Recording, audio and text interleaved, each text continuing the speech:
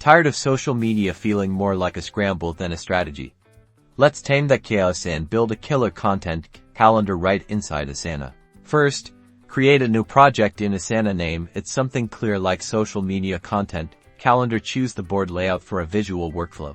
Next, create your workflow stages as columns. Think ideas, to do, in progress, review, scheduled, and published. Customize these to fit your exact process. Now, it's content time.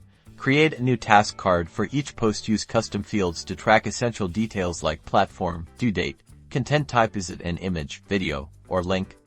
And of course, your captivating copy. Don't forget to attach your visual assets. Drag and drop your task cards through the workflow as you work on them. This visual progress tracking keeps everyone on the same page. Switch to the calendar view to visualize your content schedule. You can easily drag and drop posts to reschedule them, ensuring a balanced content flow. Finally, track your performance.